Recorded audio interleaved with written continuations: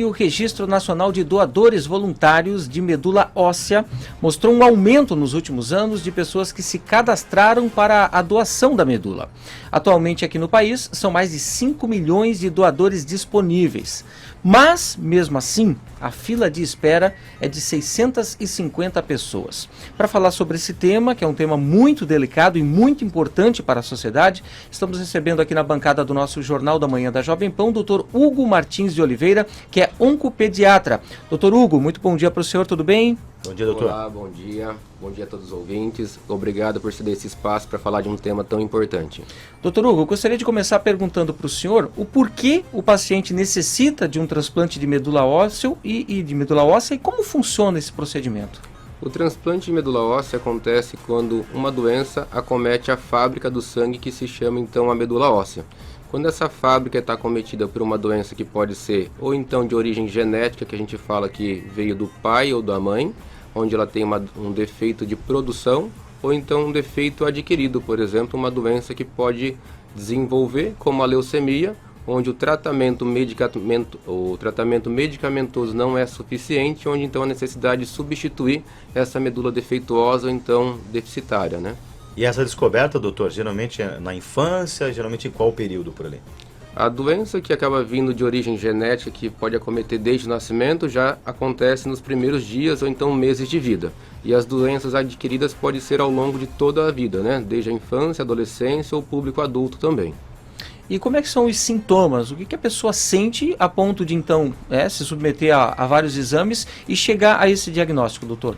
A medula óssea ela é responsável por produzir as células do sangue, né? Que seriam então as células que o pessoal diz que é a hemoglobina, que é responsável de transportar o oxigênio então até a sua célula, né? E com isso leva à anemia. Então os sintomas de anemia seriam então a fraqueza, a indisposição, a sonolência, o cansaço físico, né?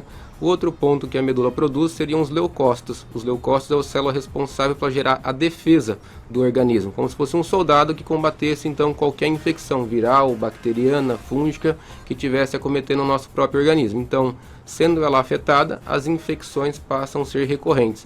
Então, por isso a febre persistente e as infecções tratadas, vamos dizer assim, tive uma infecção de garganta, tratei de forma adequada e não está correspondendo, é necessário investigar se a causa de base não pode ser então um defeito nessa parte leucocitária, que seria então a defesa também do organismo. E o outro ponto seria as plaquetas que são responsáveis por parar o sangramento. Então, se por acaso tem esse defeito da produção, então defeito dessa célula, os sangramentos são frequentes. Então, sangramento na gengiva, nasal, ou então aquelas hematomas que surgem sem estar associado com pancadas e pequenos impactos, são os sinais de alerta que essa fábrica está comprometida então. Doutor, não há como não relacionar, né, esse tema a uma grande batalha de uma família aqui de Joinville que procura, inclusive, né, um doador de medula óssea para uma criança, que é o Pedrinho, né? Pedrinho. Isso. Uhum. E a gente sabe que há desafios ainda, né, para se encontrar um doador, fazer com que as pessoas façam um cadastro. Na avaliação do senhor, por que ainda existe, né, essa barreira? Quais são os principais desafios a serem vencidos? Porque não é só o caso do Pedrinho, obviamente. Quantas crianças, quantas pessoas precisam de uma medula óssea em todo o Brasil? Como vencer essa barreira, hein, doutor? Isso é um tema de extrema importância, que nós podemos identificar que o Pedrinho não precisa de nada a não ser de você. É você que está ouvindo, você que vai estar assistindo em qualquer momento, porque a tua atitude, a tua ação de se cadastrar vai permitir a esperança dele encontrar um doador. E por que é tão importante essa mobilização das pessoas agirem e não simplesmente polemizarem ou então falarem sobre o caso do Pedrinho? Porque para encontrar um doador, em média, um caso para ser encontrado dentro de 100 mil pessoas. Então, para poder aumentar a chance do Pedrinho, por exemplo, encontrar o doador e outros doadores, precisa de um grande número de cadastros para poder, então, ampliar a compatibilidade. E isso é necessário, então, que se você tenha de 18 a 35 anos, procure o banco de sangue mais próximo da sua casa. Não é necessário, por exemplo, ser da cidade do Pedrinho aqui de Joinville. Isso pode ser de qualquer local do Brasil, que entra então dentro do banco que é de doação de medula, que chama-se Redome, e esse banco organiza dentro do cadastro que se tem já da doação de medula, com quem é compatível. E essa doação não é direcionada ao Pedrinho, e sim para todos que estão necessitando de doação de medula. E é extremamente importante entender que o tempo é muito urgente para que isso aconteça, porque com a medula falha, doente, o risco de adquirir uma infecção, necessidade de transfusões ou até mesmo essa doença que é pré-existente retornar é muito alta. Então, por isso, nesse momento é o tempo ideal. E o que ele precisa não é falta de medicação, de estrutura hospitalar, ele falta de ter um ser humano que lute por ele. Que esse ser humano possa ser você que se cadastre ao banco de sangue.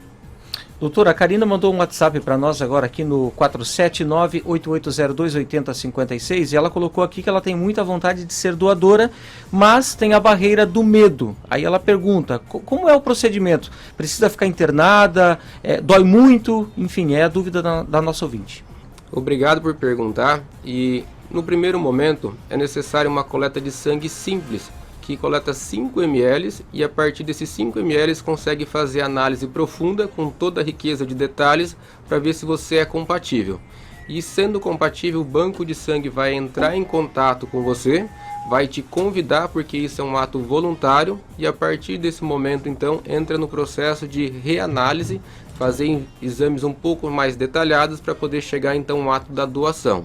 E aí nesse momento da doação, que acaba sendo coletado da medula óssea sua, para poder doar para o Pedrinho ou então para outro paciente que necessita, ou então em alguns casos também tem a coleta que é feita por aféreses, que a gente diz, que é uma coleta que é feita também através do sangue periférico, onde coloca-se um catéter e através desse catéter retira a célula também. Dessas duas formas pode ser possível. Mas independente, o seu ato de se cadastrar é saber que você é capaz de salvar uma vida. Doutor, para finalizar, e o cadastro faz como? Quem decide agora, vou ajudar, quero ser essa esperança também, como é que faz para realizar o cadastro, hein? Primeiro ponto, você ligue e agende no banco de sangue aqui em Joinville, no Hemosc. E aí com isso você tem de 18 a 35 anos, vá então, convide dentro do seu ciclo social, dos seus amigos, da universidade, em quem você tiver contato e que faça ampliar essa voz, porque doando a medula você passa a fazer parte de uma família. E essa família vai ser grata a você de forma, como se diz, eterna. Dr. Hugo Martins de Oliveira, oncopediatra. Doutor, obrigado. Vamos continuar com fé, com esperança, né, que a gente consiga esse doador para o Pedrinho e para tantos outros Pedrinhos, né, que existem no Brasil e no mundo também, porque saúde, obviamente, acaba sendo prioridade. Obrigado, doutor. Até uma próxima. Obrigado.